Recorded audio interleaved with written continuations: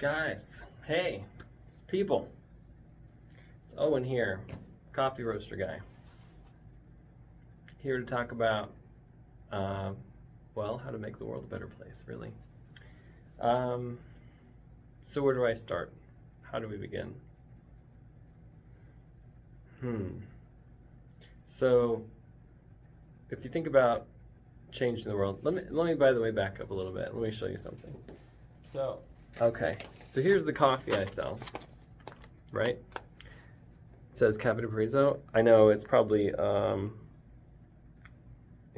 need to update this, make sure it's like the mirror, not the mirror image, so you can actually read it. But so it says Cafe de Paraiso, and that's the name of the company. It means coffee from paradise. And then it says drink coffee, change the world. So why would I put that there? Well, because I believe, crazy idea, that humans have the power to change the world. And if you think about it, humans are the things making the biggest impact on the planet, on society, on just like what's happening on planet Earth. So, yeah, so it's like you're a person. If you're listening to this, you have the ability to make an impact and change the world. How do we do that? Where do we begin? Well, the world seems like a huge, crazy, big place, and that things that you do wouldn't make an impact. But that's not true. Everything does make an impact. Everyone's actions build up to the sum of everything. And the actions that you take, they impact the people around you, and you rub off on them. So, yeah, those are like kind of general concepts. Someone might be like, oh, those are just platitudes about how to change the world. You're not really going to make a big difference that way. But really the thing is, it's about ideas. Ideas are things that can spread. Ideas never go away, and ideas can inspire people to make a difference. So if you have an idea and you tell someone about that idea, they might then do it. And then if that's something they like, if the idea is the right kind of idea, then they might tell other people about it. Maybe they're excited about the idea. So I have a lot of ideas and a lot of theories, but I think that if the right idea comes up, and it's an idea that makes people want to share it and inspires people and makes people want to be connected to other people and to spread the word about this idea, then that's the type of thing, sort of like an analogy would be like things that grow and spread quickly, like a virus, but it's like a good virus, like an idea that spreads like wildfire. So yeah, so that's a concept that could be applied to any idea. And the question is, how good is the idea? What's the idea? So I have a lot of them, and let's start with one of my ideas. So one idea I have about how to make the world a better place is the concept of voting with your dollars. And what that means is that instead of saying, oh, the place where I do something that impacts society is like voting in an election, which honestly is not really a very big impact because most congressional districts are gerrymandered, which means they've designed them in a way so that there's not like a 50-50 closeness.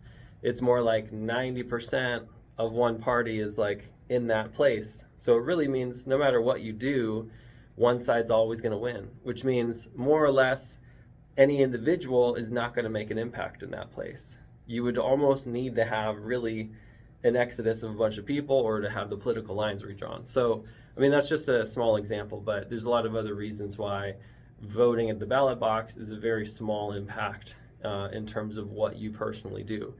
And if you think about it also, every dollar that you spend, when you spend money, you are essentially saying, I want the company that I gave that money to, I want that company to keep doing more of that thing.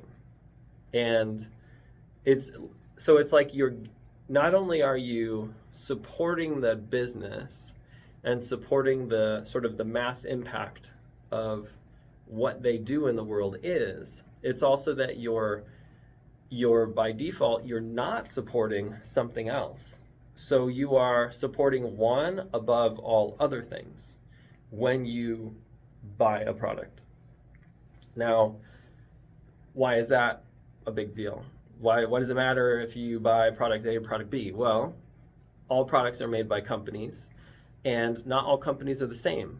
Companies will, some will have worse practices than others in terms of how they source their materials, the impact they have on their customers, the way that they handle logistics, how they treat their employees, how they pay their employees, and then other things like, besides their business activity itself, when they make a lot of money, what do they do with that?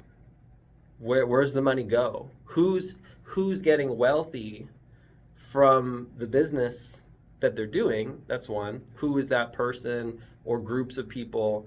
What are their values? And then the other one is, as a business, and also the individual people in the company, potentially, like, let's say the people at the very top 1% of the company who potentially are making millions or billions of millions of dollars. I guess if you're the owner of the company and it's a big company, you own stock, you might be making billions of dollars. But companies, they actually will donate massive amounts of money to political campaigns and political causes. I heard someone say recently, for example, that like something like Chick-fil-A had invested in, I don't know, something like either some political PAC or something that was trying to either like stop something transgender or I don't know. It was something like that. Or like another one is like Papa John's, for example. Papa John's Pizza is like a huge donor to Republican causes. Now, you might be Republican, you might be Democrat. In a way, it kind of doesn't matter for the points that I'm trying to make here. I basically used to be a Democrat, and now I've kind of like wised up to the fact that both political parties they're not just like very corrupt or super corrupt, they're actually like hyper corrupt. What that means when I say that, all I'm saying is that essentially 99% of the decisions that they make are based solely on the donations, the significant donations that they receive, which come from primarily large corporations and corporate interests. And also when politicians are voting laws in, probably about 99% of the counseling that they get to decide, should I vote for this or not? What should the wording in this bill be? Like 99% of that is essentially, even more than 99%, is lawyers that are basically lobbyists that are paid by these corporations. And the point is essentially, when I say the parties are corrupt and the political system's corrupt, what I mean specifically is that they don't represent the interests of people. They are essentially just representing their donors, which are these corporations. So objectively, if someone is like wants basically just corporations to decide how the world should be, then you would say, oh, well, things are great because corporations, the things that I want, making the decisions about our world, are doing it. But my personal belief is that we want the world to be essentially the powers that be, the governments that we have, the way the world works, or let's say the dominant forces in our world, I want them to be driven by human values with human interests. Whereas corporations do not by default have any accountability to human interests whatsoever. Their goal is only to increase shareholder value. So what that means is that they're the world could be on fire and falling apart and crumbling. There could be wars everywhere, lots of people sick. But as long as there's money being made by selling weapons, by making people sick and selling them prescription medication, then everything is hunky-dory according to corporations because it's only money, the bottom line. There are some companies that have what's called a triple bottom line. There's some companies that are like certified B corporations, which is where they have to integrate certain human values into their practices, and that is really awesome. But so what it means is that when you spend $1, it means a lot more than just how did that thing taste, the food that you bought. It means a lot more than, oh, that furniture looks good in my house. It can mean everything. And so I just wanted to take this moment to give you guys this sort of inspiration concept to say that when you spend your money, the more that you can spend it on companies and businesses that are not publicly owned, publicly traded companies, where the money is essentially and the profits are being exported out of your community to these large corporations, the better. And if you can instead find and locate small or private or local businesses that actually care, where you have the ability to actually speak with the owner of that company, that makes a massive impact. And it makes a massive impact because every dollar that you spent on a large public corporation, you're basically not supporting. You're saying, I want a world full of huge, massive corporations. I don't want a world with locally owned businesses where the people who are profiting from it actually live in my community and care about my community, or who I can actually interact with and understand the process of how something's made. So voting with your dollars, huge, super important, world changing. If everyone started to be more conscious about where they spend their money, what products they're purchasing, and endeavored to learn about how and where those products are made, that makes a huge impact. So when we start asking questions, we start wanting transparency, we want to actually know, we start changing the concept of what it means to be a consumer. Is a consumer just, oh, it's me, a price, and this one product? No, there's a whole world behind it. Like everything that's happening in the world is happening for a reason.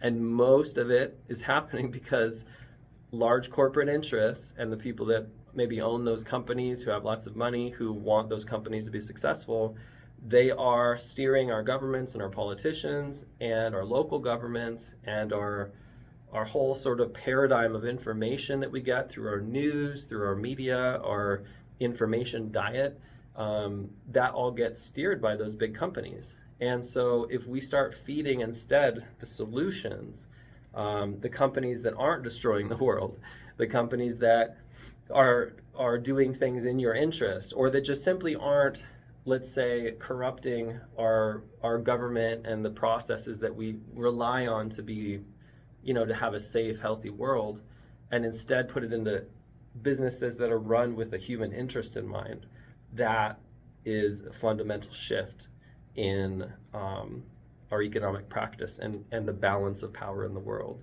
So drink coffee, change the world, vote with your dollars for responsible businesses, companies, and businesses who you can talk to the owner, or who they are, or you can meet the people or see the process, see how they make their things, ask them questions about how they source their products. That is critically important. And then we start feeding human-run businesses and not these large corporate behemoth profit engines that ultimately don't care about anything. So that's my message today. Thanks, guys. I appreciate you.